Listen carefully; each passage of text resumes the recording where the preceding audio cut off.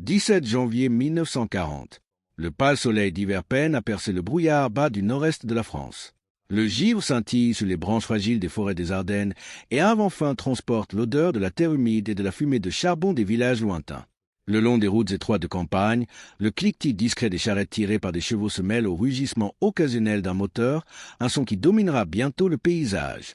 Des soldats se tiennent blottis dans des tranchées humides, leur souffle visible dans l'air glacé, les yeux fixés sur l'horizon enveloppé de brume. Ils serrent leurs fusils et leurs manuels de terrain, espérant que les barrières de béton et d'acier, la ligne Maginot, tiendront. À Paris, les journaux murmurent des rumeurs sur la tempête qui se prépare au nord. Léo Gradé scrute des cartes, traçant des lignes imaginaires qui pourront ou non résister à un ennemi entraîné à la guerre éclair. Pendant ce temps, de l'autre côté du Rhin, la machine de guerre allemande s'éveille. Les divisions blindées s'exercent, le rythme régulier des moteurs et des chenilles battant comme le cœur d'une catastrophe imminente. L'affrontement est inévitable, mais l'ampleur de l'horreur, la rapidité et la sauvagerie de la Blitzkrieg dépassent encore toute imagination. Dans ces moments calmes et glacials, la scène est posée. Ce que les commandants français attendent d'une guerre mesurée, traditionnelle, d'attrition sera remplacé par le chaos, la vitesse et l'efficacité impitoyables de la guerre mécanisée. Une nation confiante dans ses défenses est sur le point de faire face à la dure réalité du combat moderne. Le brouillard froid persiste sur les Ardennes, mais bientôt, il sera transpercé par le tonnerre des blindés. La France, au début de 1940, portait encore les cicatrices profondes de la Première Guerre mondiale. Les villes et villages de la région du Nord-Est se souvenaient des bombardements et des combats meurtriers, et les lignes de tranchées avaient laissé des souvenirs de boue, de peur, de pertes humaines incalculables. Dans cette mémoire collective, les planificateurs militaires français avaient placé toute leur confiance dans la ligne Maginot, un réseau de fortifications bétonnées, de casemates et de bunkers, conçus pour stopper une invasion allemande par le front direct. Sur le papier, la ligne semblait invincible. Elle s'étendait du Luxembourg jusqu'à la frontière suisse, armée de canons, de mitrailleuses et de réseaux de communication élaborés. Mais elle présentait une faiblesse majeure. Les Ardennes, un massif forestier dense et accidenté, était jugé impraticable pour les blindés et les forces mécanisées. Les stratèges français estimaient que le terrain seul suffirait à dissuader toute offensive majeure dans cette région. Ils se trompaient lourdement. Pendant ce temps, en Allemagne, le réarmement avait transformé la doctrine militaire. Le régime nazi avait investi massivement dans les divisions blindées, les Panzers et les avions d'attaque au sol, les Stuka, capables de soutenir une offensive rapide et coordonnée. La doctrine de la Blitzkrieg, ou guerre éclair, ne se limitait pas à la puissance brute. Elle combinait vitesse, surprise et communication radio efficace. Là où la France comptait sur la défense statique et la lenteur, l'Allemagne misait sur la mobilité et l'agression.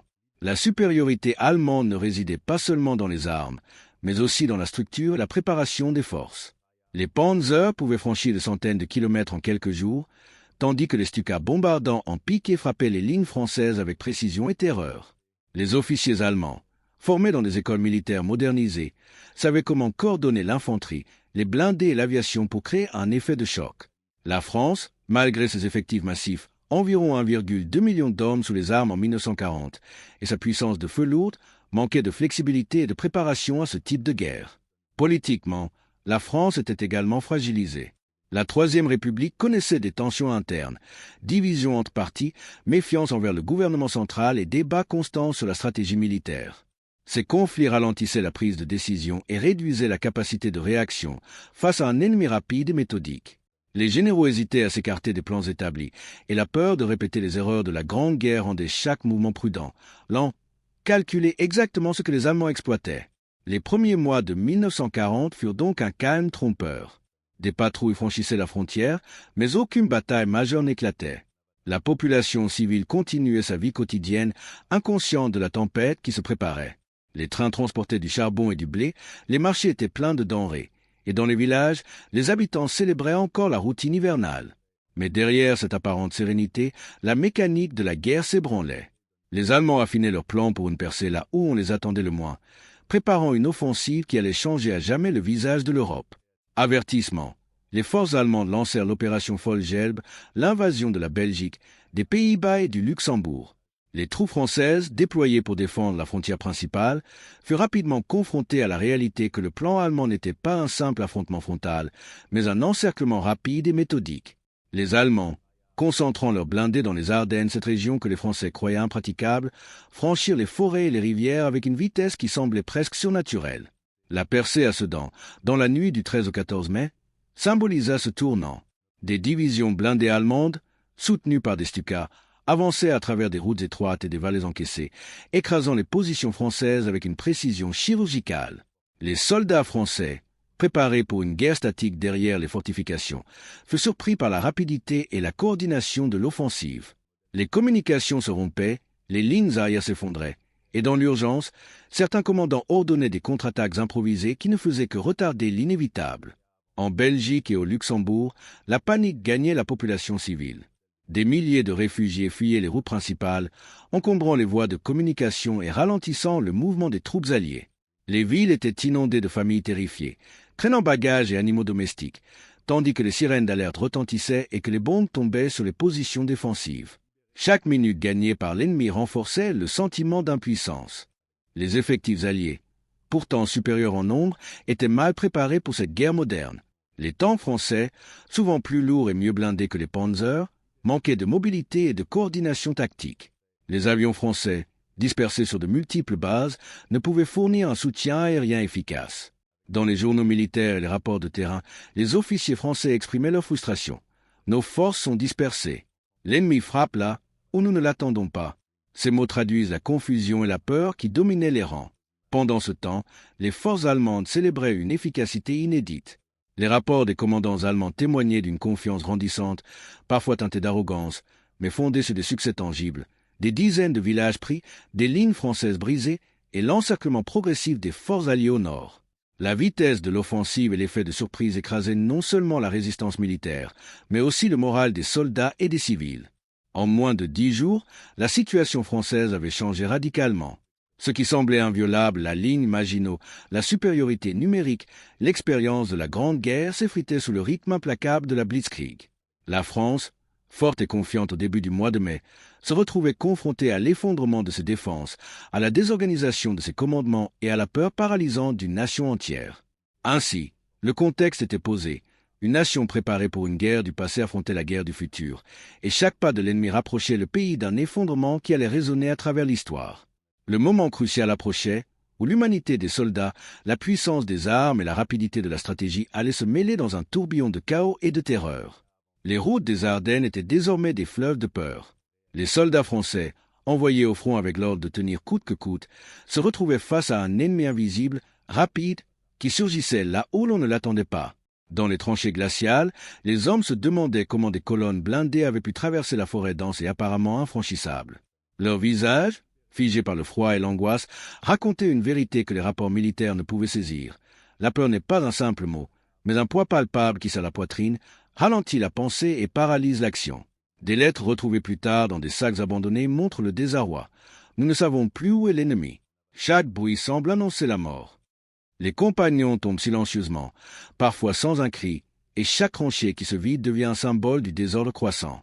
La guerre, pour ces hommes, n'était pas seulement une affaire de stratégie ou de tactique, mais une expérience viscérale, sensorielle, où la peur et la fatigue se mêlaient à l'impuissance.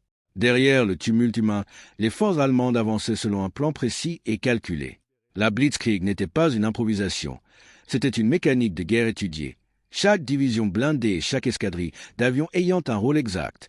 Les Allemands traversaient les Ardennes comme un fleuve fendant la glace, combinant rapidité, surprise et coordination. Les unités françaises, pourtant nombreuses, étaient dispersées et incapables de former un front solide. La percée à Sedan reste emblématique de cette tactique. Les blindés allemands, accompagnés par l'aviation, neutralisaient les positions françaises une par une, créant des brèches que les fantassins et la cavalerie ne pouvaient combler. La surprise, la vitesse et la mobilité changeaient la nature du combat. Chaque attaque était un choc, chaque mouvement un danger mortel. Les cartes, les plans et les manuels semblaient obsolètes face à une guerre qui ne ressemblait à aucune autre.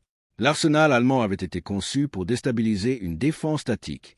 Les Panzers étaient rapides, maniables et capables de franchir des obstacles que les Français jugeaient infranchissables. Les Stukas, bombardiers en piqué, frappaient les colonnes françaises avec une précision chirurgicale, semant la panique et détruisant les communications. La ligne Maginot, symbole de la sécurité française, se révélait impuissante face à ces forces mobiles. Les bunkers massifs, conçus pour un affrontement frontal prolongé, ne pouvaient résister aux attaques latérales et aux bombardements rapides. Les rapports officiels notent que la fortification la plus solide devient inutile si l'ennemi ne l'attaque pas directement. Cette leçon, tragiquement apprise sur le terrain, démontrait que la technologie défensive seule ne suffisait pas face à l'innovation offensive. L'état-major français, malgré son expérience et ses effectifs, peinait à réagir. La peur de répéter les erreurs de 1914-1918, combinée à une rigidité bureaucratique, ralentissait chaque ordre. Les généraux hésitaient à déplacer des divisions, craignant de créer des brèches ailleurs, tandis que l'ennemi exploitait chaque retard. Le contraste avec les commandants allemands était frappant. Ceux-ci disposaient d'une structure claire, d'une communication fluide et d'une doctrine de prise de décision rapide. La coordination entre blindés, infanterie et aviation permettait des manœuvres rapides, transformant la supériorité française en illusion. La guerre révélait ici la vérité amère. Une armée peut être nombreuse et équipée, mais sans direction claire et flexible, elle reste vulnérable à un adversaire méthodique. Chaque angle révèle une dimension différente de la chute française. L'humain confronté à la peur, le plan tactique allemand implacable, la supériorité technologique et la paralysie du commandement. Ensemble, ils tissent un tableau complet de l'effondrement et préparent le spectateur au moment décisif où tout a basculé. Pour les soldats et officiers allemands, la campagne semblait presque trop facile. La vitesse des percées, le chaos des lignes françaises et la faiblesse apparente de la résistance donnaient l'impression d'une victoire inévitable. Dans les journaux de campagne et les rapports officiels, certains commandants exprimaient une confiance presque arrogante. La France s'effondre sous nos yeux. Il n'y a qu'à avancer. Mais cette perception était trompeuse. Même les forces allemandes, organisées et expérimentées, étaient confrontées à la peur, à la fatigue et aux imprévus. Les routes encombrées par les réfugiés, les contre-attaques locales et les terrains accidentés ralentissaient parfois l'avance. L'expérience sur le terrain montrait que la guerre éclair n'était pas magique. Elle exigeait discipline, coordination et endurance. La supériorité allemande n'était pas un droit naturel, mais le résultat d'un mélange complexe de stratégie, d'innovation et de chance. Au-delà des champs de bataille, la guerre transformait la vie civile en cauchemar. Des centaines de milliers de réfugiés fuyaient les villes bombardées, traînant bagages, animaux et familles sur les routes encombrées. Les villages abandonnés laissaient des maisons ouvertes, des magasins pillés et le silence de l'horreur. Les civils ne savaient pas où aller, ni si demain leur ville existerait encore. Des témoignages recueillis après la guerre racontent la terreur quotidienne, enfants effrayés, familles séparées et la sensation permanente que l'ennemi pouvait surgir à tout instant. Les bruits des avions, des moteurs et des explosions devinrent la nouvelle musique de la vie, remplaçant le chant des oiseaux et le cliquetis des marchés. Chaque village traversé était une leçon sur la fragilité de la vie et la vitesse avec laquelle l'ordre pouvait se transformer en chaos. Un détail récurrent dans les récits de cette période est la valeur symbolique des denrées alimentaires. Le pain, souvent rationné, devint plus qu'une simple nourriture. Il symbolisait la survie, la continuité de la civilisation, paradoxalement, l'abondance que l'Allemagne convoitait. Les soldats allemands remarquaient la richesse relative des villages français, les réserves de nourriture et le confort des maisons abandonnées, renforçant le contraste entre l'opulence et la destruction. Dans ce contexte, chaque morceau de pain, chaque ration retrouvée dans un village déserté, incarnait non seulement la vie, mais aussi un idéal de liberté et de prospérité que la guerre menaçait de détruire. Ce symbole discret, présent dans les tranchées et les rues, accompagne tout le récit de la chute, rappelant que la guerre ne concerne pas seulement les armes et les stratégies, mais la vie quotidienne, fragile et précieuse. Ces perspectives dressent un tableau complet. La peur et la confusion humaine, l'efficacité tactique allemande, la faiblesse technologique et organisationnelle française, la perception ennemie, le chaos civil et les symboles discrets de la survie. Le spectateur est maintenant prêt à assister au moment décisif, au tournant de la campagne, où les lignes s'effondrent et où l'histoire de la France bascule dans le chaos total. Mais 2013-1940. La nuit tombait sur Sedan, une ville paisible traversée par la Meuse. Les ponts, les routes et les quais semblaient endormis. Mais dans les forêts alentours, un grondement lointain annonçait la tempête. Les divisions blindées allemandes, concentrées dans le massif des Ardennes, se préparaient à frapper avec toute la puissance de la Blitzkrieg. Chaque char, chaque mitrailleuse, chaque avion avait un rôle précis dans l'offensive qui allait briser les lignes françaises. À l'aube du 14 mai, les Stukas attaquaient en piqué, semant la panique dans les rangs français. Les batteries d'artillerie tentaient de répondre, mais elles étaient dispersées, isolées et souvent incapables de viser les cibles mobiles. Les rapports français mentionnent des communications interrompues, des ordres contradictoires et des positions laissées sans défense. Les soldats, épuisés et tremblants, observaient l'avance inexorable des blindés, comprenant pour la première fois l'étendue de leur vulnérabilité. La percée elle-même fut fulgurante. Les Panzers, guidés par une coordination radio précise, franchirent les rivières et les collines, encerclant les points défensifs et isolant les régiments français. Les généraux, choqués par la vitesse et l'audace de l'ennemi, tentaient désespérément de mobiliser des contre-attaques, mais chaque initiative arrivait trop tard. Le chaos se répandait à travers les troupes, des hommes fuyaient leur position, d'autres restaient immobiles, paralysés par la peur. Les conséquences furent immédiates. Sedan, censé être une ligne de défense solide, devint un symbole de l'échec français. Les fortifications étaient contournées, les unités isolées et les commandements locaux incapables de coordonner une riposte.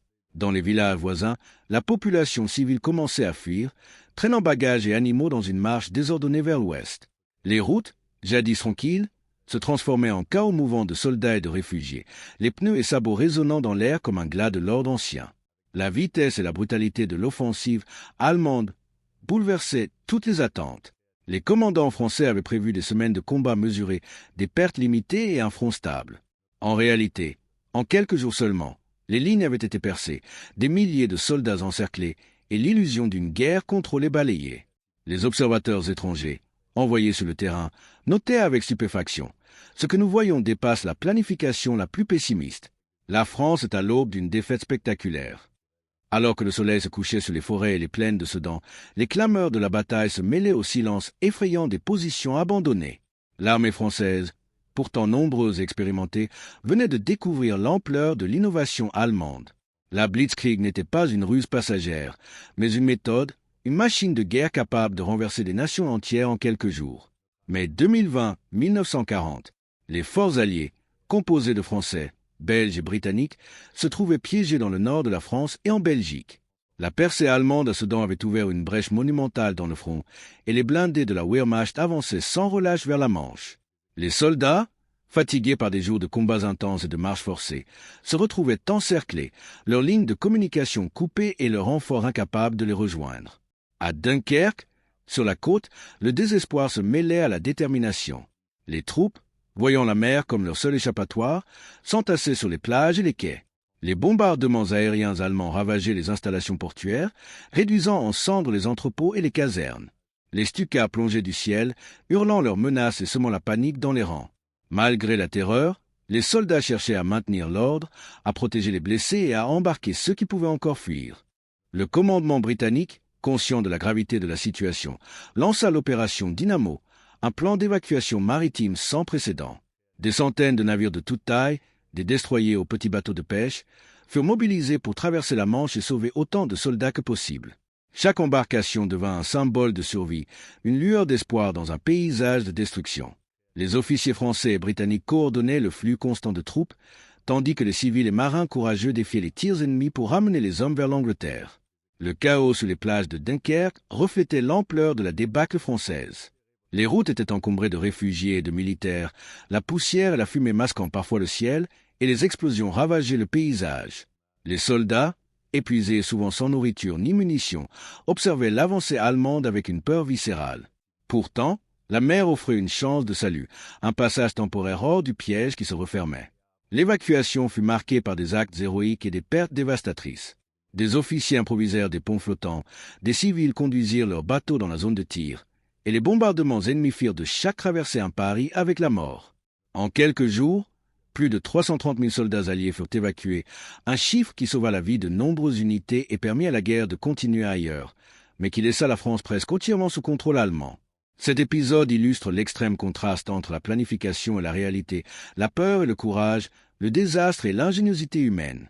La chute de Sedan et le siège de Dunkerque symbolisent à la fois la puissance implacable de la Blitzkrieg et la résilience des hommes confrontés à la catastrophe.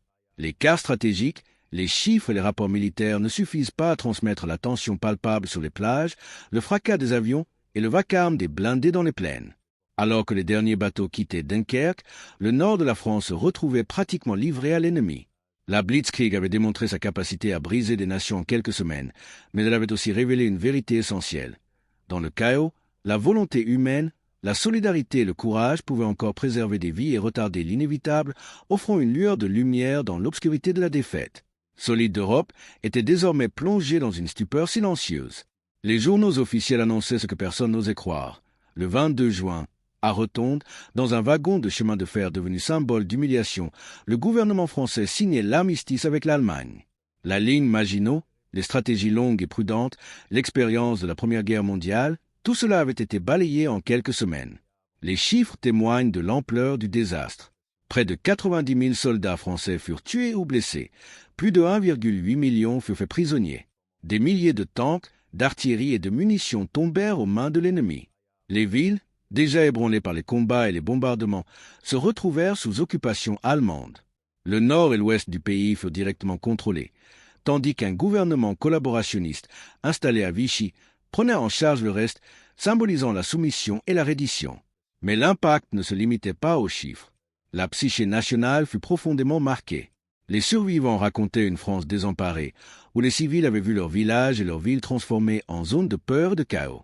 Les routes encombrées de réfugiés avaient laissé des scènes de désolation, maisons abandonnées, récoltes pillées, animaux errants et le silence pesant des campagnes privées de vie. La fierté et la confiance dans la défense nationale étaient remplacées par le doute et l'inquiétude pour l'avenir. Les soldats français, ceux qui avaient combattu et survécu, se retrouvaient désormais prisonniers dans leur propre pays ou dispersés à l'étranger. Beaucoup furent envoyés dans des camps de captivité allemands où les conditions, bien que variées, rappelaient brutalement l'impuissance face à la machine de guerre allemande. Des lettres et des journaux intimes recueillis plus tard racontent les longues journées d'ennui, les réflexions sur la défaite et la crainte constante pour la survie des proches restés derrière les lignes occupées. L'occupation allemande transforma également l'économie et la vie quotidienne. Les ressources furent réquisitionnées pour soutenir l'effort de guerre allemand. Nourriture, charbon, véhicules et même le bétail furent saisis. La France, pourtant riche et prospère, ressentit soudain le poids de la pénurie. Ce contraste saisissant avec l'abondance d'avant-guerre symbolisait le basculement complet. Une nation autrefois confiante et autonome se retrouvait sous le contrôle d'un système étranger, et la vie quotidienne devenait un exercice constant d'adaptation et de survie. Alors que le pays absorbait le choc de l'armistice, la communauté internationale observait avec inquiétude. La chute rapide de la France bouleversait l'équilibre stratégique de l'Europe, laissant le Royaume-Uni seul face à l'Allemagne en mai et juin 1940, et annonçant une période sombre où l'ombre de la Blitzkrieg semblait s'étendre sur tout le continent. Au-delà des pertes matérielles et militaires, la chute de la France laissa des traces profondes dans l'esprit de ses habitants et des Alliés. Pour les civils, chaque ville occupée était un rappel brutal de la vulnérabilité de leur nation. Les routes encombrées de réfugiés, les villages abandonnés et les villes bombardées restaient silencieux, comme des spectres du chaos. Les témoignages évoquent l'angoisse constante, l'incertitude quant à demain et la peur d'une surveillance omniprésente. Des patrouilles allemandes sillonnaient les rues, et chaque bruit moteur, explosion ou cri pouvait annoncer la mort ou la répression. Psychologiquement, la défaite rapide frappa non seulement la France, mais toute l'Europe occidentale. Les Alliés, jusqu'alors confiants dans la résistance française, virent leurs espoirs s'effondrer. Winston Churchill, récemment devenu Premier ministre britannique, décrivit la situation avec gravité. « La France est tombée, mais nous devons tenir, car demain se prépare sur ces plages de Dunkerque. » Les pertes françaises et l'occupation allemande modifièrent la perception de la guerre. Il ne s'agissait plus d'un conflit lent et mesuré, mais d'une guerre moderne, mobile et terrifiante, où les nations pouvaient s'effondrer en quelques jours. Les soldats survivants ressentirent un mélange de honte et de soulagement. Honte, parce qu'ils avaient été incapables de contenir l'avance ennemie. Soulagement, parce que beaucoup avaient été évacués ou avaient survécu à des combats presque impossibles. Dans les camps de prisonniers, les lettres et journaux intimes témoignent de réflexions sur la fragilité de la vie, sur l'absurdité de certaines décisions stratégiques et sur l'étonnante résilience de ceux qui avaient survécu. La France occupée vit également une transformation sociale profonde. Les Allemands imposèrent des règles strictes, réquisitionnèrent les ressources et instaurèrent un climat de peur. Mais parallèlement, des actes de résistance discrète commencèrent à apparaître. Les réseaux civils et militaires qui refusaient la soumission devinrent les premiers germes de la résistance future. Même dans la peur, l'idée que la liberté et la souveraineté pouvaient être préservées, sinon immédiatement, du moins à long terme, commença à germer. Enfin, sur le plan international, la chute de la France changea la dynamique stratégique de la guerre. L'Allemagne dominait désormais l'Europe occidentale, la Méditerranée restait vulnérable, et le Royaume-Uni se retrouvait seul face à la menace aérienne et maritime allemande. Les leçons tirées de cette défaite, vitesse, surprise, coordination, allaient influencer toutes les campagnes suivantes. Le monde entier comprit que la guerre moderne ne respectait plus les règles classiques et que la résilience, l'adaptabilité et l'ingéniosité humaine étaient désormais aussi cruciales que les canons et les chars. Ainsi, La chute de la France ne fut pas seulement un événement militaire, elle fut un choc culturel, psychologique et moral. La nation apprit à ses dépens que la sécurité apparente et la supériorité matérielle ne suffisaient pas face à l'innovation stratégique et à la rapidité d'une guerre éclair. Les cicatrices de cette période allaient marquer toute une génération et façonner le cours de l'histoire européenne pour les années à venir. La France de 1940, en quelques semaines, avait vu son monde basculer. Ce qui semblait solide, les fortifications, les plans stratégiques, la confiance nationale, s'était effondré sous le poids d'une guerre moderne et impitoyable. Mais au cœur de ce chaos, des symboles simples, presque banals, rappellent la valeur de ce qui ne peut être conquis par les armes. Le pain sur une table de village, une ration distribuée dans une tranchée, la solidarité silencieuse entre soldats et civils. Ces fragments de quotidien représentent l'abondance, la liberté et la dignité humaine, même lorsque tout le reste s'effondre. La Blitzkrieg, avec sa vitesse et sa violence, a transformé la guerre en expérience totale, bouleversant corps et esprit, mais elle n'a jamais pu effacer la volonté humaine. Dans les ports de Dunkerque, dans les villages abandonnés, dans les lettres et journaux laissés derrière, la persistance d'un lien à la vie, au foyer et à la liberté demeure palpable. La guerre révèle la fragilité, mais aussi la résilience. Elle montre que la perte matérielle, la défaite militaire, n'éteignent jamais complètement la flamme de l'espoir et de l'humanité. Cette période dramatique rappelle une vérité intemporelle. La liberté et l'abondance ne sont jamais garanties, mais elles peuvent survivre dans les gestes quotidiens, dans la solidarité, dans la mémoire des survivants. Les chars et les avions peuvent occuper un territoire, mais ils ne peuvent remplacer le courage silencieux d'un peuple qui refuse de céder sa dignité. La chute de la France n'est pas seulement un récit de défaite et de peur, c'est un miroir de l'expérience humaine face à l'imprévisible et au violent. Elle enseigne que même dans les heures les plus sombres, la vie continue, que les symboles de normalité, un morceau de pain, un abri temporaire, une main tendue, portent la promesse d'un lendemain où la liberté peut renaître. Dans ce contraste entre destruction et résilience, entre peur et courage, réside la véritable leçon de ces campagnes. La puissance matérielle ne détruit jamais entièrement la force intangible de l'esprit humain.